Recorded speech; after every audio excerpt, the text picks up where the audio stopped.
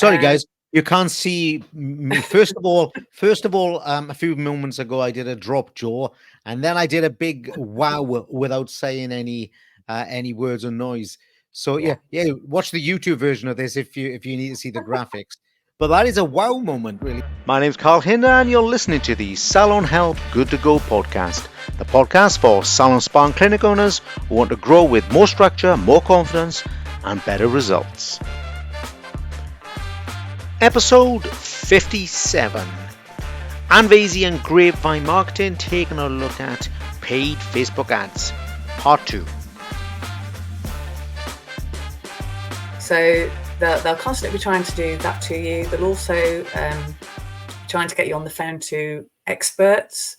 And it's all about keeping you on the platform, spending money on there. I'm not saying it's all bad, because some of the things on there are very good, and it might be a good idea to have them, such as if you haven't got Pixel, which is just a code, if you haven't got the code installed on a website you want to lead people to, or even better, what's called an API key, which can be more accurate. They're very good at helping you with that. You can get onto a call with a technical expert and they will help you with that as well. So I would be just very aware of people who've got, this guru type thing about them, and they are very charming often. I'm not saying they don't have great ideas, because they often do, but don't take everything as gospel. Yeah. Don't take everything I tell you as gospel, because the best way is to test, and then your campaigns will evolve along with whatever the things that change on the platform are as well. I've noticed that when I've done big campaigns in the past, I've had Facebook message me and say, jump on with one of our experts.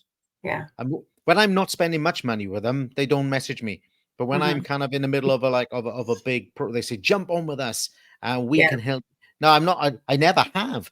But I don't know if it. I mean, I have, particularly when they first started doing all this, such as call our expert, and they weren't experts at all.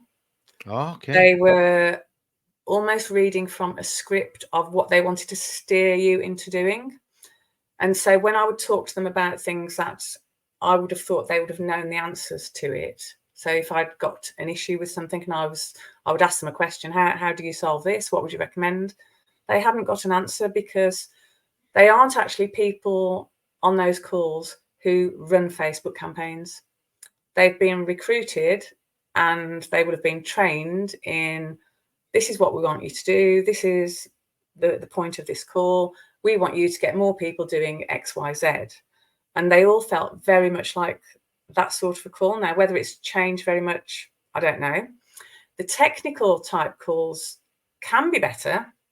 I mean, there was one I spoke to, and this was in the early days of when they were trying to get people to have API keys, which is, it's a more advanced type of code and it's more accurate to put on your website. So I was on a call with this guy from Facebook who was the technical support, and the things he told me to do on my website actually broke my website.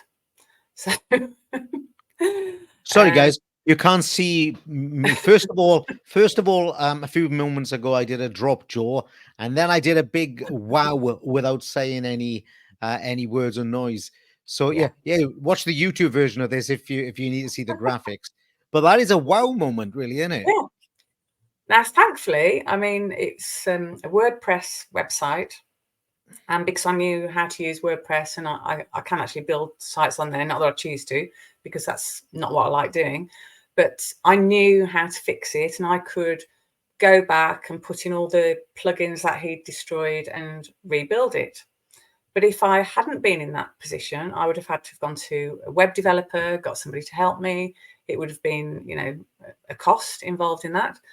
And that made me very, very wary, because this guy was recommending, get the such and such plugin, which wasn't even something recommended by Facebook. It was another plugin to put on the website.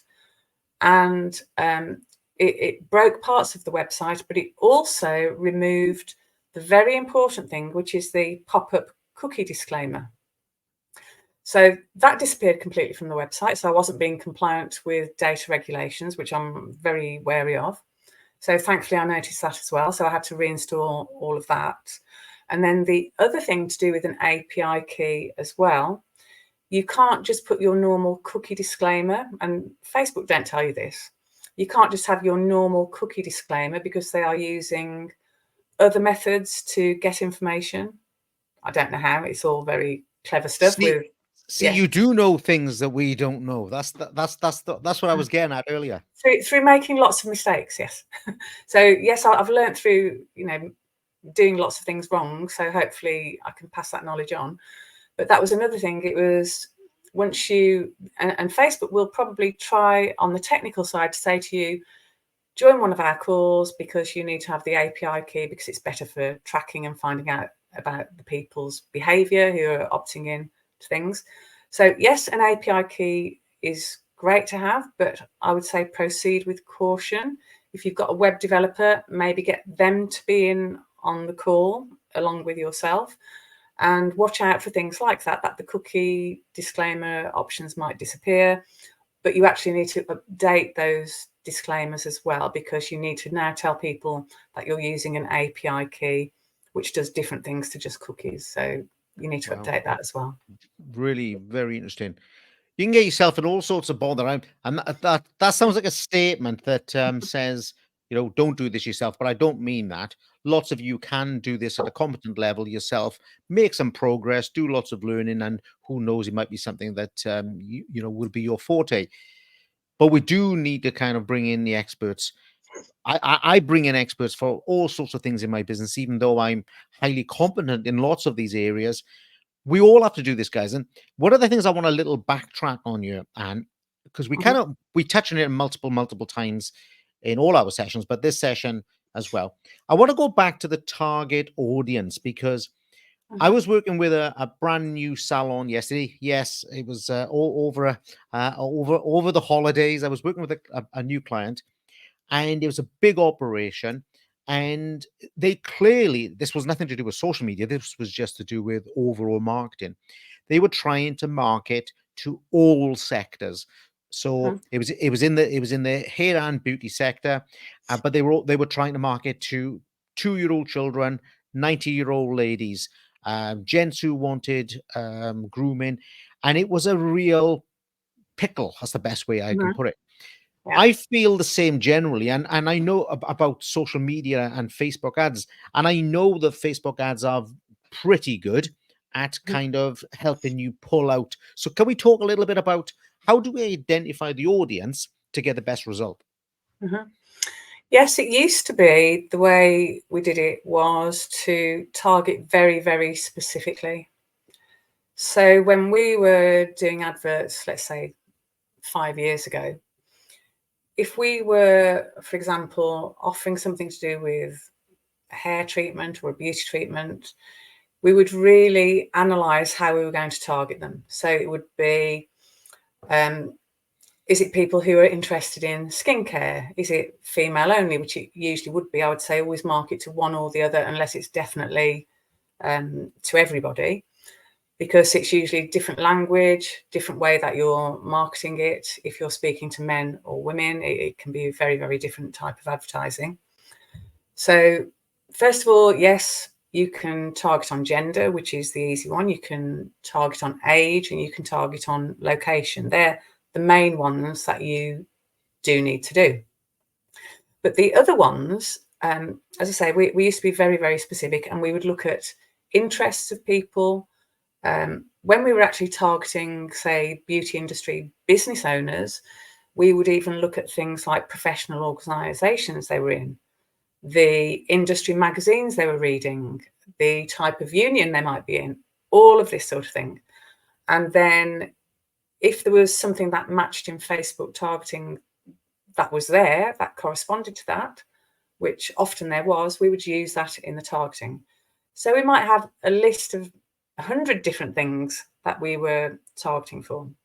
And that's gradually over time changed. Facebook did pull a lot of those interests out anyhow, so you just couldn't choose those options. They did sometimes put in a substitute and say, well, use this instead. And then as time has gone by and as the algorithms have got more and more powerful and really, really great at learning, we've cut back a lot on that very specific targeting.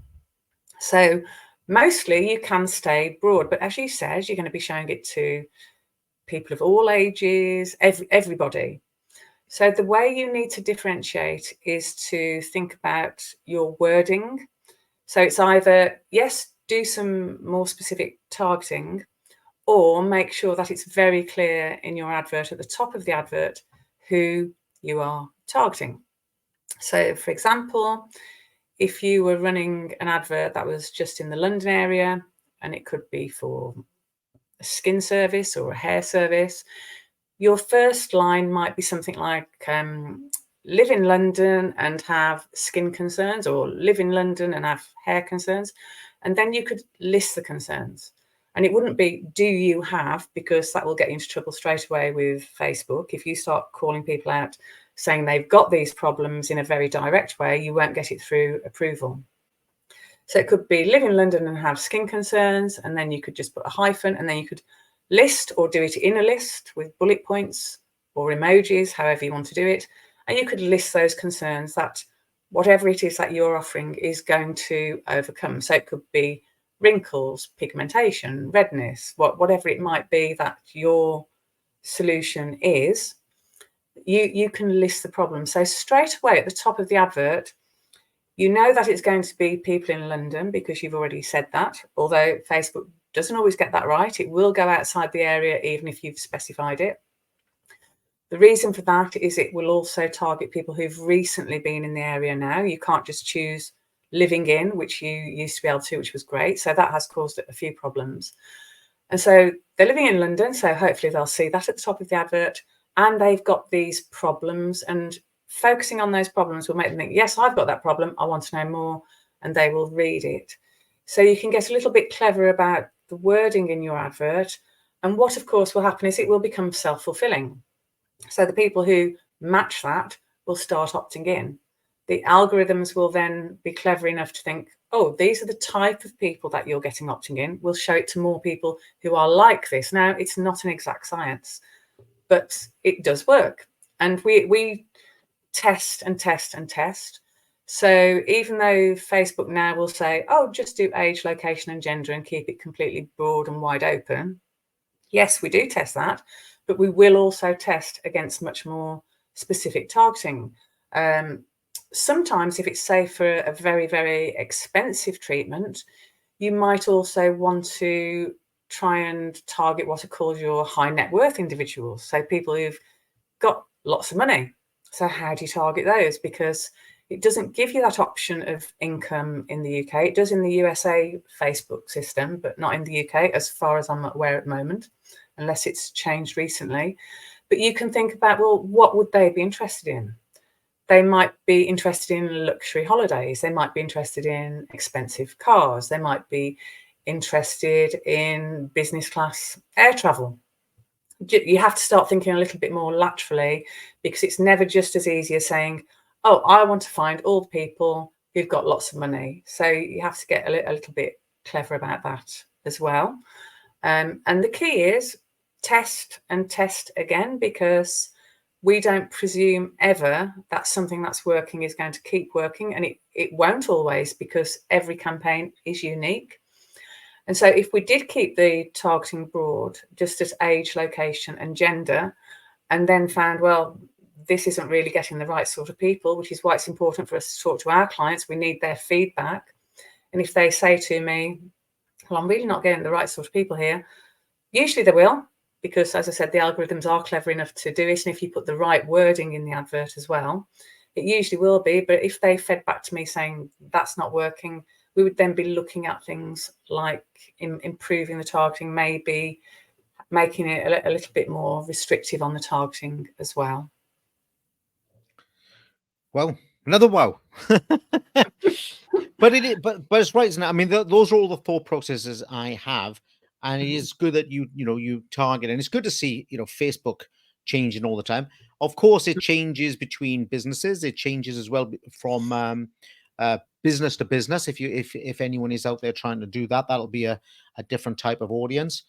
But I mean, the broader we make it, well, it's got to be appropriate to your business, because if you have a broad audience for your business, and I'm not just talking socials here, you're going to you're going to have other difficulties. You're going to have branding issues.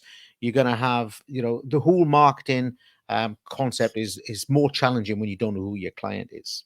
Yeah. When you're doing all, know your audience is really important. So the more you know about your audience, and if you want to go down the route of being much more specific with your targeting, it's like have a really good understanding of who you want to target, and then think about what would they be interested in. What can I find on Facebook interests and demographics that will actually narrow it down and really find that person that I want as well. Yeah.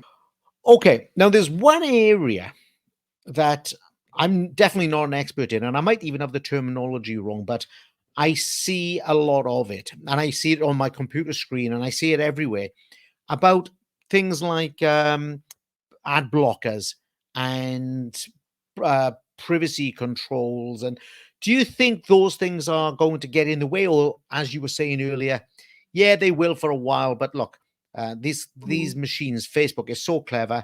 In the long run, they'll overcome them. What's your thoughts and guidance with that kind of issue? Yeah, it can be an issue. It's a constantly evolving thing, and often we will find that some things that have been implemented in the USA will come over here. So, for example, recently they've had this A2P data thing. I think that's what it's called. I think I've got the name right. And that was where anybody sending automated texts had to show that they'd got permission to send those texts, had to give people an option to opt out within the text as well. And when usually for these texting services, no matter what you're using, there's going to be some cost implementations going on there. If you're having to add extra words in and you are paying per digit and you're sending out thousands of texts a day, there's going to be a cost implication there. So yes, they will happen, and sometimes they can come as a real shock. That came as a big shock. But you then get the guidelines coming out of, well, to comply, you need to have these things in place. So for us, I think one of the things was when we were doing any text automation, we had to have simple things such as the business name, the proof that that person was actually in that business, they own that business, that you've got their business address, that you've got a record that they have given you permission to send them texts. So for myself, when I've got my clients and we automate text to them saying you've got a lead for this, that, and the other, not an issue here at the moment, you might think, but because the automation company that we use, very famous one, Zapier, that a lot of you might have heard of, they are American based. So even though the law is for American companies and it's for texting in America, because the automation company is American, we also have to comply as well. So in all of our messages now, even though they are messages to my own clients who have asked for these leads and they want the leads details straight away, even though I'm sending it to them, I still have to put text stop to unsubscribe, even though they've asked for these messages, which seems completely ludicrous, but that's, we've got to work within the law because we want to be compliant with, data regulations. So yes, you do have to look out for these things. A similar thing is about to happen with emails. So email domains are being tightened up. I think this is an initiative from Google, and it's going to be to do with sending emails which haven't got a proper domain. And they're going to be much harder for people to actually get to see. They're going to be sent to junk if they haven't got a proper domain. So all of these things, yes, they'll come and test us and it will be a bit of a nuisance. Usually, it can be for the good because it can be a nuisance if you're getting texts and emails that you haven't consented to, and it's just somebody, fishing for information. You don't want that. So yes, it is a good thing in some ways, but then in another way, there's probably going to be a cost of it somewhere. So it could be that some people manage to make some money out of this misfortune, we might call it. So there'll be people offering to do this for you because it will look very complicated and you'll think, oh, I can't do this myself. So then you'll be paying somebody to do it for you. A bit like with the last round of things, when you had to do this on your emails, you might remember a few years ago, you had to write to all of the people on your emailing list and get their consent. And of course, there were companies offering to do all of this for you. So yes, it can seem very complicated at first, but usually if you just wait a while, wait a few weeks, somebody on one of the major platforms will be giving you guidance in what to do. So for example, Zapier, they came up with some really great help documents. So you could do it step by step yourself. You didn't have to pay somebody else to do all this for you. But it can just sometimes seem a bit scary at first, particularly when there's all the legal jargon that goes with it as well. So yeah, it's a nuisance, but it's going to keep happening all of the time. And it's just, well, wait for the guidance, make sure you put everything in place that you need to put in place, and you'll see that it won't actually make that much difference if you do those things. Yeah, we've been going through that in the office for the last month to 8 weeks, I would say, with the emails where they with different flags. We've had to do certain software updates. We moved platforms and we moved to an American platform, and we couldn't automatically carry all those emails across. And I'm talking thousands of emails. Yeah, it has been a real battle so far, but like you say, it is what everyone has to go through. Although, and I'm not going to tell you who this company is, but there's only for for litigation, right? There is. I noticed that companies are trying to cheat. Now, this isn't advice for you salon owners. I want you to stay on the straight and narrow. You need to focus on good business practice. But you said about the text stop. So I signed up for a certain service in the fast food sector, and it says text stop, and so you text stop, and what they do is they then message you from another another number, and you text stop that one. So they do text stop that particular number, but they keep choosing. So they've obviously got some robot kind of system, and they never ever stop coming until you kind of just delete them altogether. You know what I mean? Or report them. So I'm not telling you to do that, but everyone is having this battle. Everyone's trying to find their way around the system. And there are upsides and there are downsides for sure. Okay, I think that's not a bad area to finish on, actually. Okay. Is there anything you think we've missed or the guys out there need to know about, apart from you, which we'll cover in a moment? Is there anything about Facebook paid ads that you think, I've got to say this before I go? I would just say stop boosting and do any advertising through the business manager part of the platform, because you've got access to much more functionality and much more data. Right, that's great. the main advice. I'll make sure all your details are in the show notes, but what is the best way for people to contact you if they're listening to this now? Where should they go and search you out? Yeah, I would say you can find me on Facebook. So just search my name, Ann Vasey. If you want to go and have a look at the services we offer and want other methods of getting in touch, I'd say just go to the website, which is grapevinemarketing.co. And that's it. There's no UK or anything else on the end. It's .co on the end of it. And you will find all the contact details about pricing and all the different services we offer. And if anybody wants any other free resources that we've got tons of stuff to help you with your marketing. Just reach out and we can send that out to you as well. Anne, that's absolutely fantastic. So listen, guys, reach out to Anne, go and find her on her Facebook, go and find her on her website, reach out to her, get in contact, because your business would probably benefit from a good Facebook campaign, if you like. But that's something for you guys to discuss. And I want to have a big thank you. I know we've met up a few times recently, and it's great to see people refocusing on these kinds of issues. Marketing is just so important to a business, but correct marketing is even more important. So listen, big thank you from me. Have a great week, guys, and watch out every Sunday at 4 p.m. for the Salon Help Good to Go podcast. The idea of the podcast is to kickstart your week. Okay, so 4 p.m. every Sunday is there to kickstart your week. So thanks, Anne. And thank you very much. Thanks, Carl. Take care, guys, and we'll catch you on the next episode. Thank you.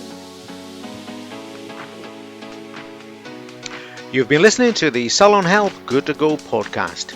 Please take a look in the show notes, pick up your links, and please leave us a review. Let other salon, spa, and clinic owners know that we're here every Sunday at 4 p.m. ready to kickstart their week. We'll see you on the next episode.